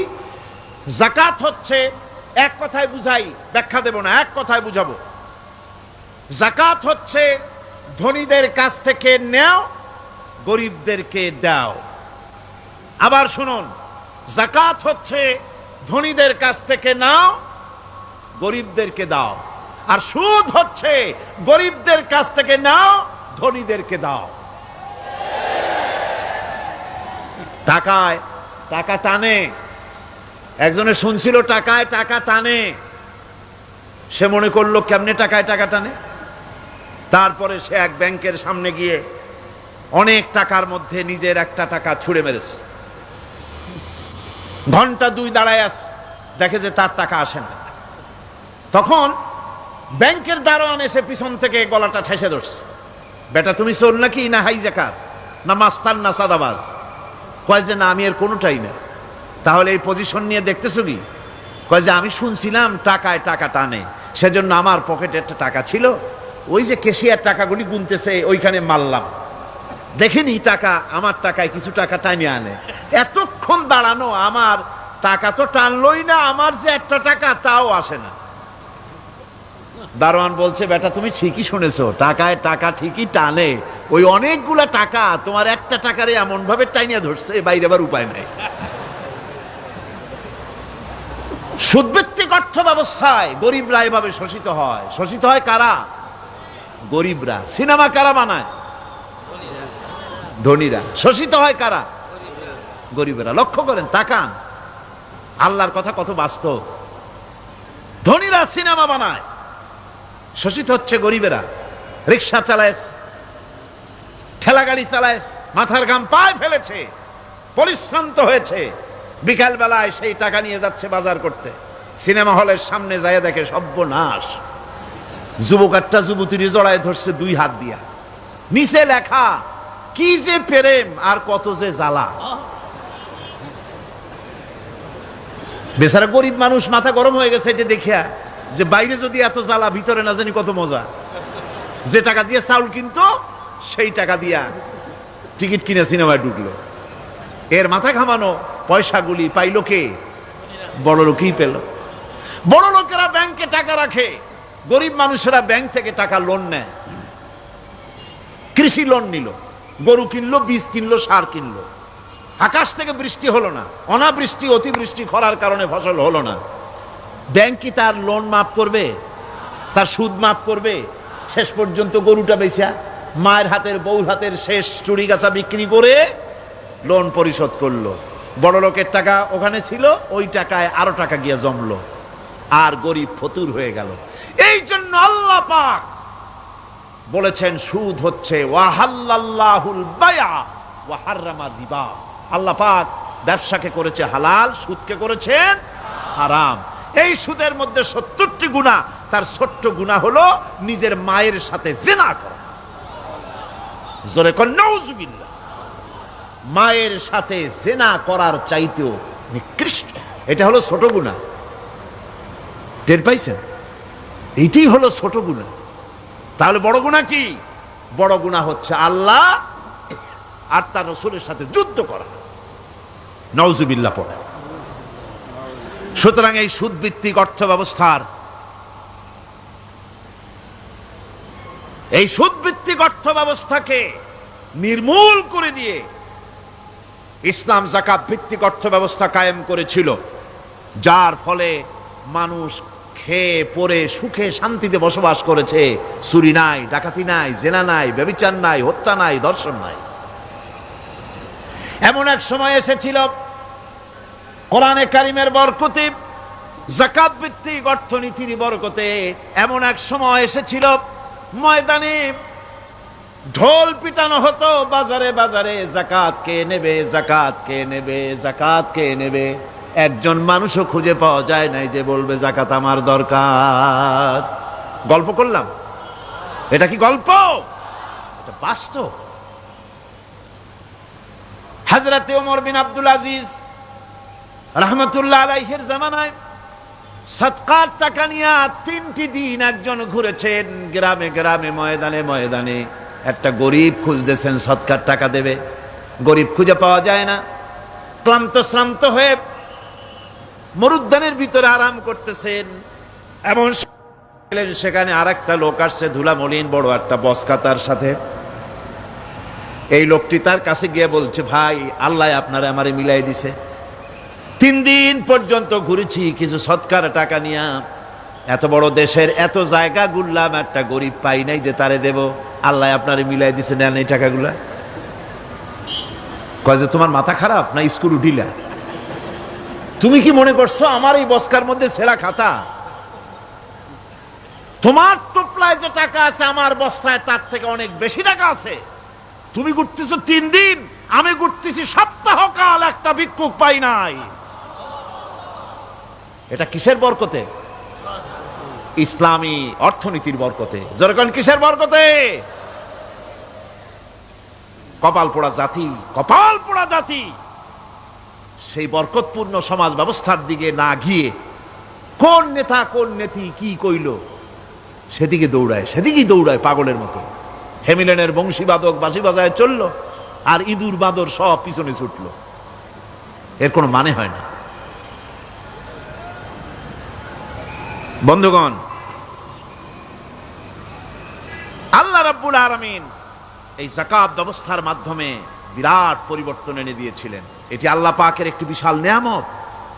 এই নিয়ামত আল্লাহ পাক ইসলামী রাষ্ট্রকে দান করেছেন। আর যাকাতই বরকত। হালালে বরকত হয়, হারামে তো আর বরকত হয় না। কথা ঠিক কিনা কর? এখন আল্লাহর রাহে যে আপনি খরচ করবেন, সেই খরচ করার জন্য আল্লাহ রাব্বুল আলামিন কয়েকটা মূলনীতি দিয়েছেন। কিভাবে, কি মন মানসিকতা নিয়ে খরচ করবেন। খরচ করলেই কিন্তু সওয়াব হবে না। আতর মাখবেন, যদি চিন্তা করেন যে আতর মাখলাম, মাহফিলে যাব, মসজিদে যাব, লোকেরা টের পাবে যে বেটা আতর একখান মাখছে, খামো খাই আপনার আমও গেল, সালাও গেল, কোনো সওয়াব হইল না। আর যদি আতর মাখেন এই নিয়ত করে আতর মেখেছি, রাসূল পাক সাল্লাল্লাহু আলাইহি ওয়াসাল্লামের একটা সুন্নত আমল করলাম, আল্লাহ রাব্বুল আলামিন অসংখ্য নেকি আমল নামায় লিখে দিবেন। নিয়তের উপরে দারমাদার করছে সবকিছু। এখন আপনি যে খরচ করবেন, সেই খরচটা কিভাবে করবেন, কি মন মানসিকতায় করলে পরে আল্লাহ খুশি হবেন, সেই কথাটি আল্লাহ পাক কোরআনে কারিমের মধ্যে বলছেন। আমি আপনাদের সামনে সেগুলি বলছি। দানটা হতে হবে কেবলমাত্র আল্লাহরে খুশি করার জন্য। মনে রাখেন, এটা হলো এক নম্বর। কি দানটা হতে হবে কারে খুশি? জোরে কোন? আল্লাহ পাক বলছেন, ওয়ামা তুনফিকুনা ইল্লা ইবতিগা ওয়াজহিল্লাহ। তোমরা যা কিছু খরচ করো তাতে আল্লাহর সন্তুষ্টি লাভ করা ছাড়া মনের মধ্যে অন্য কিছু যেন লক্ষ্য না থাকে। শুধুমাত্র আল্লাহর সন্তুষ্টি মনের মধ্যে তোমরা রাখবে। আর কাউকে কোনো জিনিস দিয়ে তার কাছে অনুগ্রহ প্রকাশ করতে পারবে না। আমি তোমার এই উপকার করছিলাম, তুমি নেমক হারামের মতো আজ কথা বলো, এরকম বলে না। কাউকে কিছু দিয়ে অনুগ্রহ প্রকাশ করবা না, তার মনে ব্যথা দিবা না। الذين ينفقون أموالهم في سبيل الله ثم لا يتبعون ما أنفقوا منا ولا أذى। যারা আল্লাহর পথে খরচ করে এবং খরচ করার পর নিজের অনুগ্রহ প্রকাশ করে না এবং কাউকেও মনোকষ্ট দেয় না, টাকা দিয়া খোটা দিল না, মনেও কষ্ট দিল না, তাদের জন্য পুরস্কারটা কি শুনুন। আল্লাহ পাক বলেন, পুরস্কার হচ্ছে লাহুম আজরুহুম ইনদা রাব্বিহিম ওয়ালা খাউফুন আলাইহিম ওয়ালা হুম ইয়াহজানুন। ওদের জন্য তার পরওয়ারদিগারের কাছে রয়েছে বিরাট পুরস্কার, আজরে আজিম। এদের জন্য কোনো ভয় নাই, কোনো চিন্তাও নাই, কিয়ামতে ডাইরেক্ট জান্নাতে চলে যাবে। সুবহানাল্লাহ। দানের এত ফজিলত যা ভাই আমি বলে শেষ করতে পারবো না। এত ফজিলত আল্লাহ দানের মধ্যে রেখেছেন। ত্যাগেই তো শান্তি, ভোগে শান্তি নাই। মজা কিসে? জোরে কন্যা, মজা কিসে? ত্যাগের ভিতরেই মজা। এরপরে আল্লাহ পাক বলছেন, আল্লাহর পথে 3 নম্বরে হতেছে, আল্লাহর পথে যা খরচ করবা বেছে বেছে ভালো জিনিসটা দিও, বাইসা বাইসা ছেঁড়া জামাটা দিও না। পকেটে হাত দিয়া দান করবে, পকেটে হাত দিয়া হাত আর বাইর করে না। কারণ কি? খুঁজে দেখে যে 10 পাই না, 4 আনা, কম পয়সাটা দেবে, ভালোটা দেবে না। টাকা বের করে ওর মধ্যে ময়লা পচা গন্ধ লাগে, ওইটা দান করবে, আর টাটকা টাকাটা পকেটে রেখে দেবে। এই স্বভাব আমাদের আছে কিনা? আছে কিনা? আরে বাবা, টাকা কি আপনি পকেটে রাখতে পারবেন? ওটা দেওয়া লাগবে না? এরে দেন তারে দেন, কাউকে কিন্তু দেবেনি। আমাদের এই বদভ্যাস আল্লাহ আমাদেরকে মাফ করুন, কোন আমিন বলেন আমিন। দান করার সময় বেছে বেছে খারাপটা দিও না, ছেঁড়া কাপড়টা দিও না, অখাদ্য কুখাদ্য দান করো না। বিয়ার মজলিস বিবাহে অনেক লোক দাওয়াত দিয়েছে, বেশি করে রান্না করছে, কম যদি হয়ে যায় বড় মিয়ার ইজ্জত নষ্ট হয়ে যাবে। মেহমান কম আসলো, এখন এই খাবারগুলি না পারিয়া তারপরে গরিবদের দেয়, না পেরে যখন খাবার কেউ নাই তখন গরিবদের দেয়। গরিবদের উদ্দেশ্য করে কিন্তু বানানো হয় নাই। এটা হলো একজনের রুটি খাচ্ছিল, এক কৃপণ বখিল রুটি খেতে বসেছে, সিল একটা আসে আর রুটিতে সু মারলো, সু মেরে রুটিটা নিয়ে গেছে।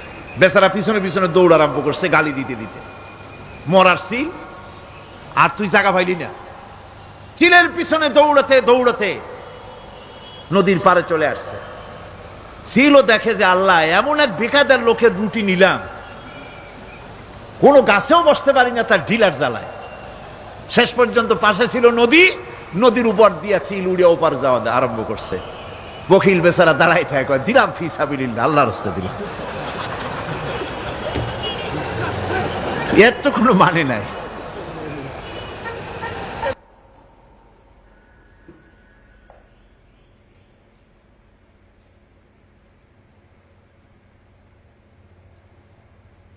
একজন উৎসাহিত হয়ে দেবে। সমাজ কল্যাণ পরিষদের এত বড় বিশাল মাহফিল, 16 লক্ষ টাকা খরচ হবে, দিলাম আমি 1 লাখ টাকা। এটা শুনাইয়া বলার পর আমার কথা শুনিয়া আরো যাদের টাকা আছে তারা হয়তো 2 লাখ দেবে। এই চিন্তা করে যদি তারগিবের জন্য, উৎসাহ প্রদানের জন্য, ইন্সপিরেশনের জন্য যদি হয়, এই নিয়ত হলে ক্ষতি নেই। কিন্তু সর্বাবস্থায় দানটা গোপন হয় ভালো। আল্লাহ পাক বলেন, গোপনে যদি তুমি দান করো তাহলে আমি রব্বুল আলামিন ওই গোপন দানের বিনিময় তোমার সমস্ত গোপনীয় গুনাহগুলি আমি রব্বুল আলামিন মাফ করে দেব। তোমার গোপন গুনাহগুলি মাফ করে দেব।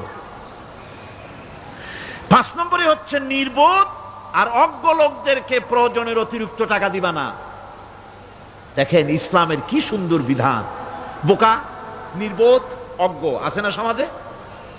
তুমি মহব্বতে, আল্লাহর মহব্বতে ওর লাগে 500 টাকা দিয়ে দিলা 5000 টাকা, এ তো সর্বনাশ করে ফেলাবে, সে তো খারাপ জায়গায় তা ব্যয় করবে। এই জন্য অজ্ঞ লোকদেরকে, নির্বোধ লোকদেরকে প্রয়োজনের অতিরিক্ত দিতে আল্লাহ নিষেধ করেছেন।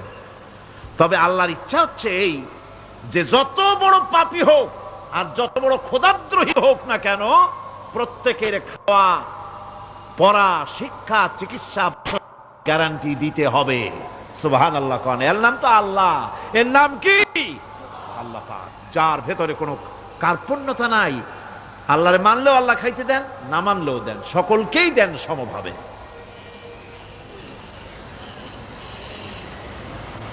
6 নম্বরে হচ্ছে কারো প্রয়োজন পূরণের জন্য যদি ধার দেওয়া হয়, যদি কাউকে ধার দেন তা আদায় করার জন্য বারবার তাকে তাগাদা দেওয়া যাবে না।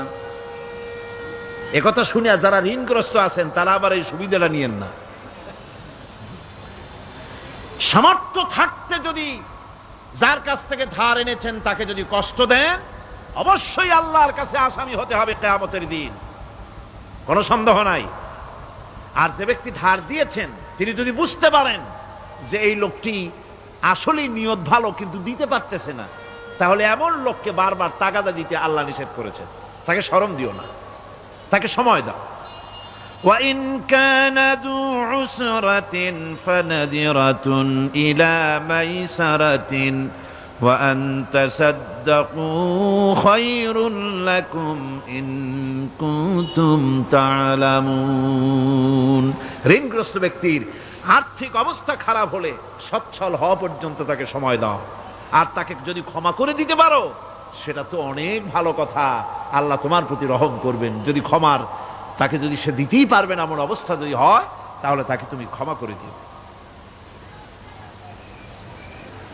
কিছু সংখ্যক লোক আছে যারা ধার নিয়ে আসলেই ফাঁকি দিতে চায়, আছে না এমন সমাজে? না নাই? কিছু লোক আছে ধার নেয়, ভাই দেব 1 মাসের মধ্যে, কোনো সন্দেহ নাই। 6 মাস যায় তারপরেও দেয় না। অন্য কাজ করে মিটাই, অন্য কাজ মিটায়, কিন্তু এর টাকা পরিশোধ করে না, এরকম লোকও আছে। তারা আল্লাহর কাছে দায়ী হবে। একবার পত্রিকায় দেখেছিলাম কার বাড়িতে কার্টুন দিয়েছে, বাড়িতে বিরাট সাইনবোর্ড লাগাইছে কুকুর হইতে সাবধান। তার বন্ধু বলছে, ভাই তুমি কুকুর কিনলে কবে?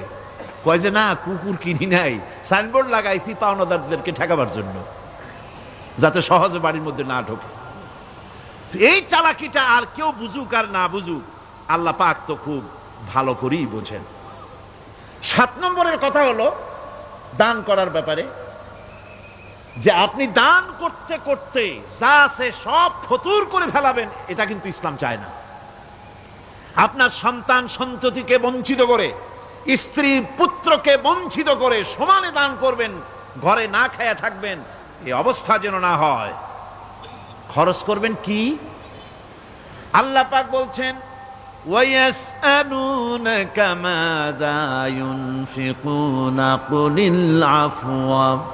নবী আপনাকে প্রশ্ন করা হয় কি খরচ করব, আপনি বলুন প্রয়োজনের অতিরিক্ত জিনিস যেটা আছে সেটাই আল্লাহর জন্য খরচ করে দাও। তোমার প্রয়োজন যখন মিটে গেছে, ব্যাংকের মধ্যে অসংখ্য টাকা জমা রাখা খালি গুনতেছে বসে বসে, তা না করে অভাবগ্রস্ত মানুষদের প্রয়োজন মিটাও। খরচ করার ভিতরে আর খরচ না করার ভিতরে ভারসাম্য রক্ষা করতে হবে। ওয়ালা তাজআল ইয়াদাকা মাগলুলাতান ইলা উনুকিকা ওয়ালা তাবসুতহা কুল্লাল বাসত ফাতাকউদা মালুমান মাহসুরা।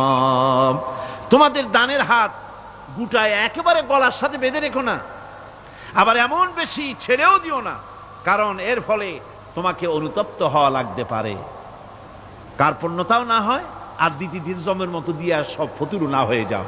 দুটোর মধ্যে ব্যালেন্স হতে হবে। আর 8 নম্বরের কথা হচ্ছে এই যে এই দানের উপযুক্ত কারা। আপনি তো যাকাত দিবেন কাদেরে, সে কথা আল্লাহ বলে দিয়েছেন, আগে বলা হয়েছে না? কয়টা খাতে দিবেন? মাশাআল্লাহ, মনে আছে আপনাদের। আর এমনি সাধারণ দান সাদকা কাদেরকে দিবেন, উপযুক্ত পাত্র কারা, তার একটা লিস্ট আল্লাহ দিচ্ছেন। ওয়াবিল ওয়ালিদাইনি ইহসানা ওয়াবিযিল কুরবা ওয়াল ইয়াতামা ওয়াল মাসাকিন ওয়াল জারি যিল কুরবা। নিজের পিতামাতা, নিকট আত্মীয়, ইয়াতীম, মিসকিন এবং আত্মীয় প্রতিবেশী, তাদেরকে দিবে। আমি কিন্তু এখন যাকাতের কথা বলছি না, মা বাপকে যাকাত দেওয়া যাবে না।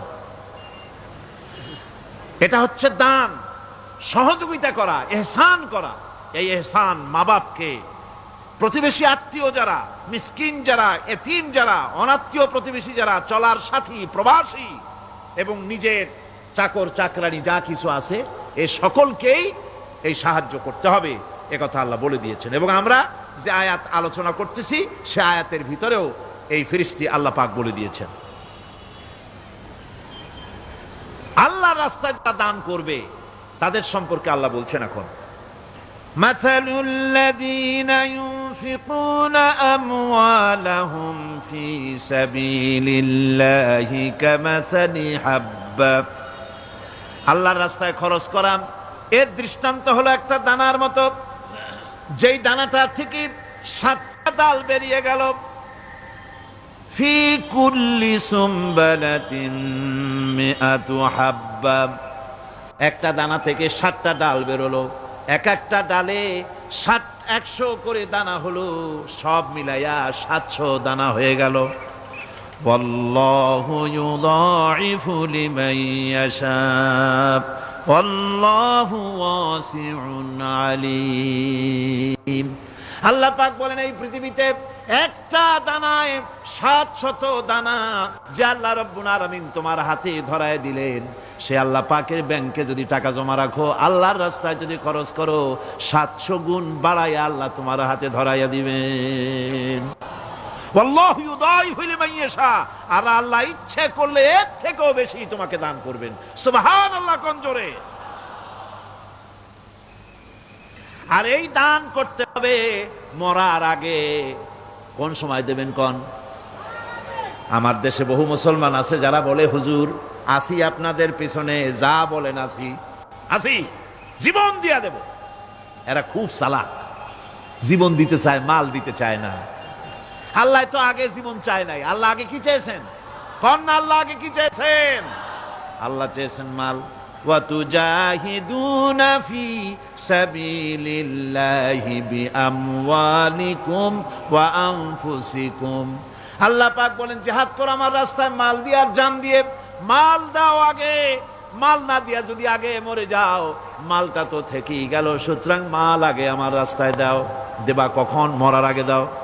ওয়ানফিকু মিম্মা রাযাকনাকুম মিন ক্বাবল আন ইয়াতিয়া আহাদাকুমুল মাউত। আমার রাস্তায় খরচ করো মৃত্যু আসার আগে। فيقول رب لولا أخرتني إلى أجل قريب। যদি মরার আগে না দাও, মৃত্যুর সময়, মৃত্যু যখন এসে গেল সেই সময় যদি বলো, অনুশোচনা যদি করো, আহারে যদি আমি সময় পাইতাম, একটু খানিক যদি সময় দিতে আল্লাহ, একটু সময় আমারে যদি দাও,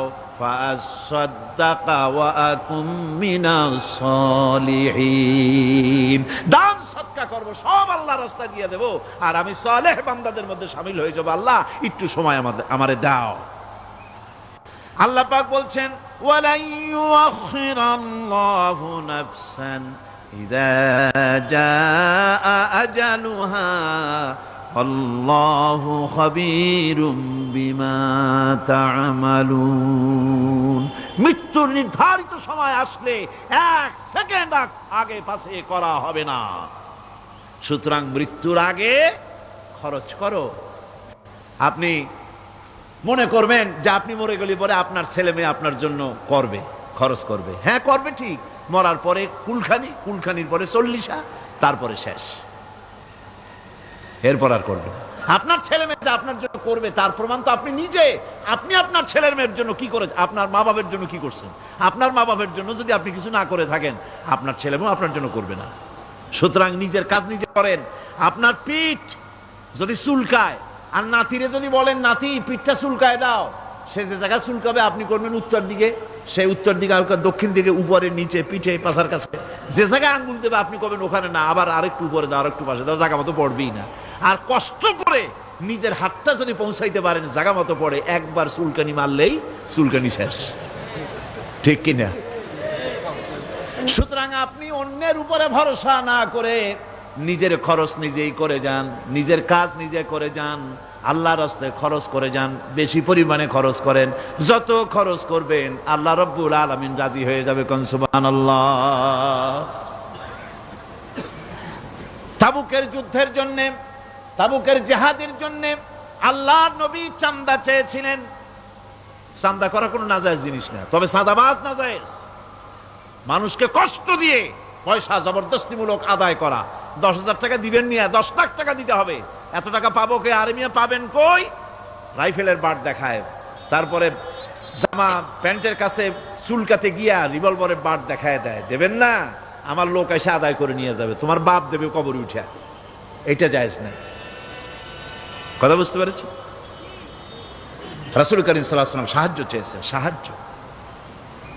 রোমকদের সঙ্গে যুদ্ধ হবে, সাহায্য লাগবে, যার কাছে যা আছে নিয়ে আসো। মহিলারা কানের দুল খুলে দিল, নাকের ফুল খুলে দিল, গলার হার খুলে দিল। মানুষের সাহাবায়ে কেরাম টাকা করি উজাড় করে দিতে লাগলেন। এত হলো, হুজুরকে দেখা যায় না, স্তূপ হয়ে গেছে, সোনাদানা, টাকা পয়সা, অস্ত্রপাতির স্তূপ। হুজুর বলছেন তোমরা তো সবাই দিলে, আমার আবু বকর কোথায়? হযরত সিদ্দিক আকবর রাদিয়াল্লাহু তাআলা আনহু, তিনি ছিলেন এক পিলারের আড়ালে, খামের আড়ালে, সেখান থেকে বেরিয়ে এসেছেন, হাতে 70 পোটলা।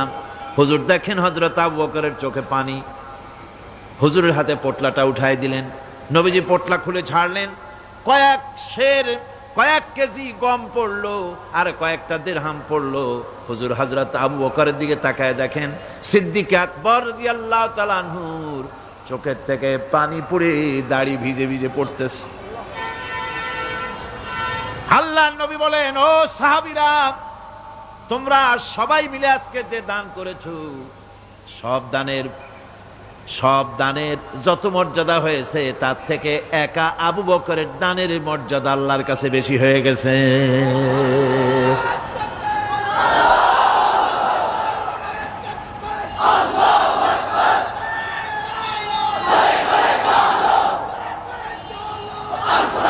সাহাবায়ে কেরামের মনের ভিতরে প্রশ্ন জাগলো, এটা কেমনে হলো? আমরা এত দিলাম, এই জিহাদে হযরতে ওমর রাদিয়াল্লাহু তাআলা আনহু তার জীবনের সঞ্চিত সম্পদের পুরা অর্ধেকটা দান করে দিয়েছিলেন। হুজুর সাহাবায়ে কেরামদের মনের অবস্থা বুঝলেন, প্রশ্ন করলেন, তোমরা কে কত দিছো, বাড়ি কত আছে? প্রত্যেকেই বললেন, এত দিছি, বাড়ি এত আছে। হযরত আবু বকরের কাছে হুজুর জিজ্ঞেস করলেন, আবু বকর কত আনছো, বাড়ি কত আছে? হযরত আবু বকর বলেন, ইয়া রাসূলুল্লাহ, আল্লাহ পাকের নামে কসম করে বলি, আমি আবু বকরের ঘরে আমি আবু বকরের বাড়িতে জাগতিক সম্পদ বলতে যা বুঝায় সব এনে রাসূল কারীমের কদম মোবারকে হাজির করেছি। আমি আবু বকরের ঘরের ভিতরে এখন আল্লাহর তার রাসূল ছাড়া কোনো জিনিস বাকি নাই, সব এনে দিয়েছি। আমার ভাইয়েরা, এই জন্য আল্লাহ রাব্বুল আলামিন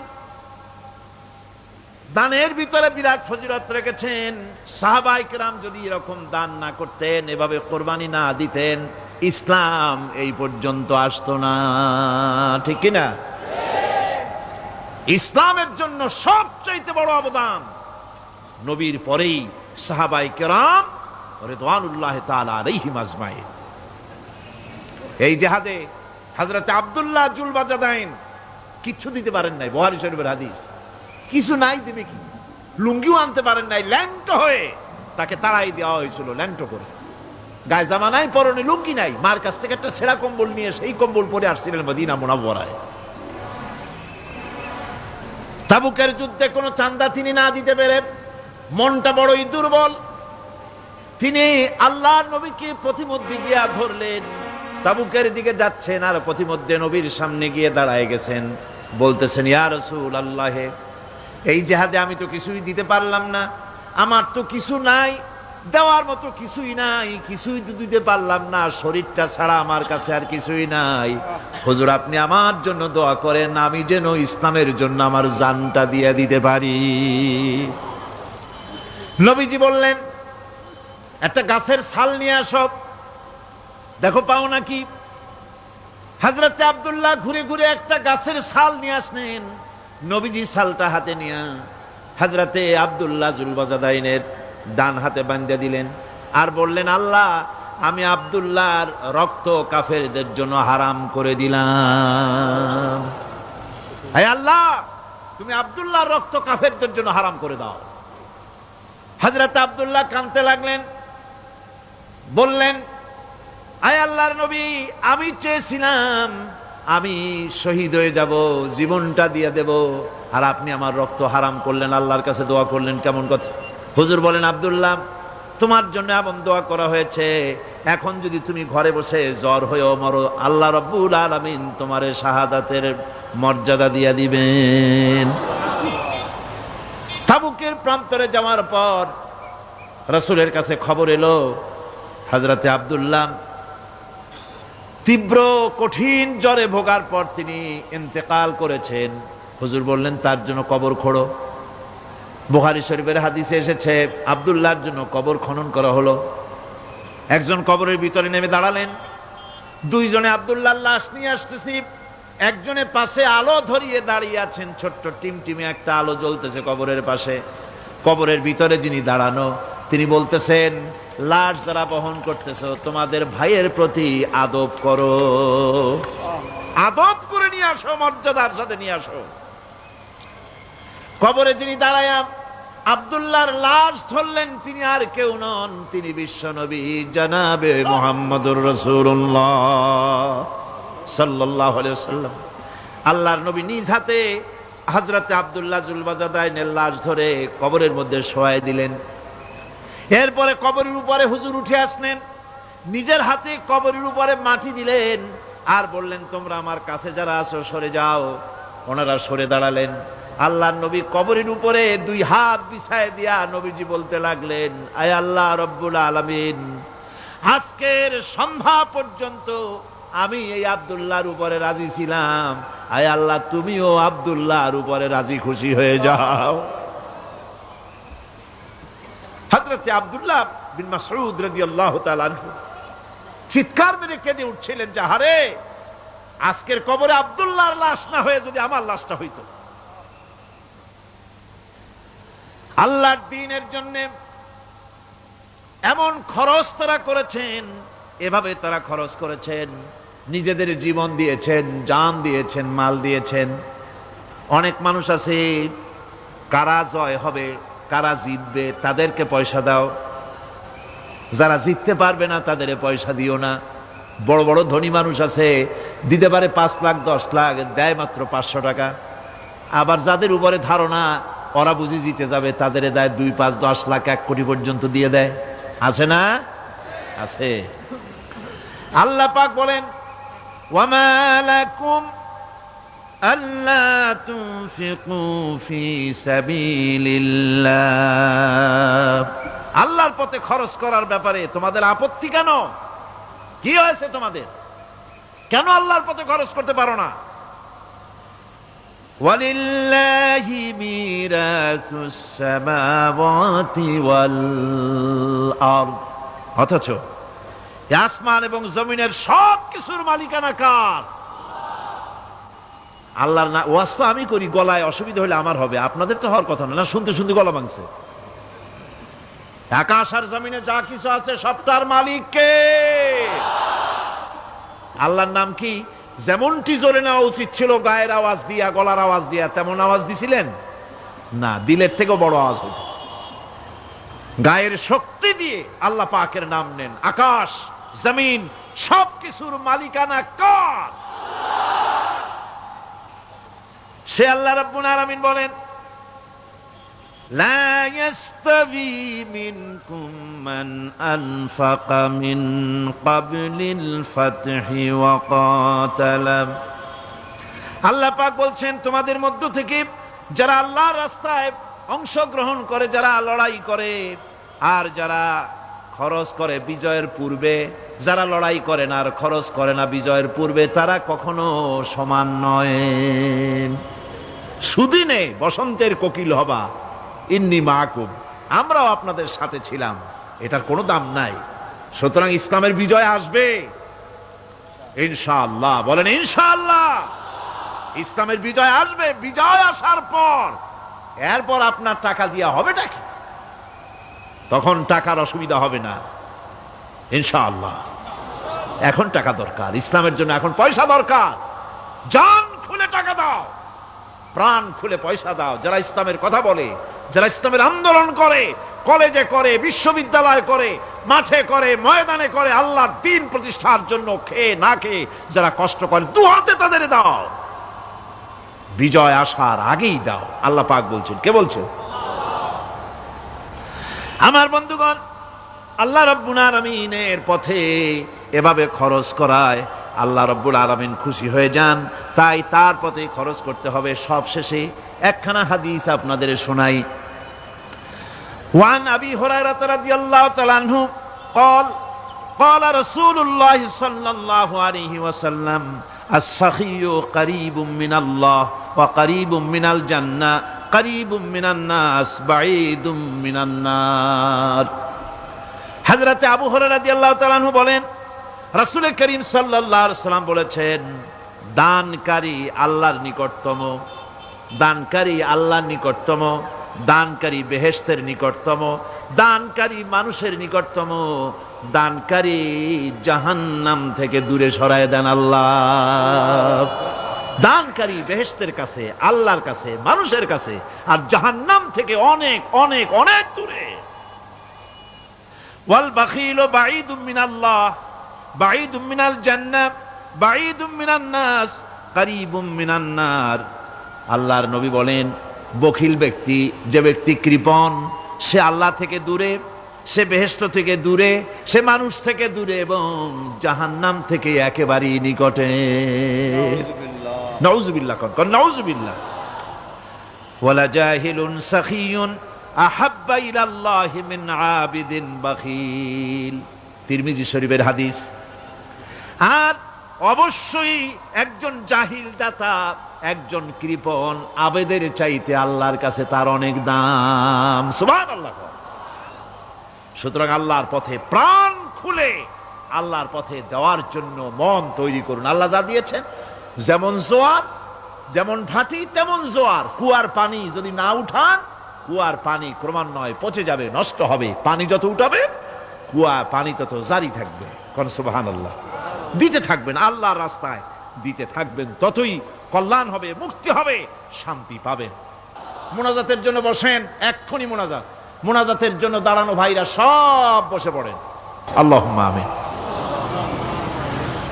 রব্বানা যালামনা আনফুসানা ওয়া ইন লাম তাগফির লানা ওয়া তারহামনা লানাকুনান্না মিনাল খাসিরিন। রব্বানা লা তুজিগ কুলুবানা বা'দা ইয হাদাইতানা ওয়া হাব লানা মিন লাদুনকা রাহমাতান ইন্নাকা আনতাল ওয়াহ্হাব।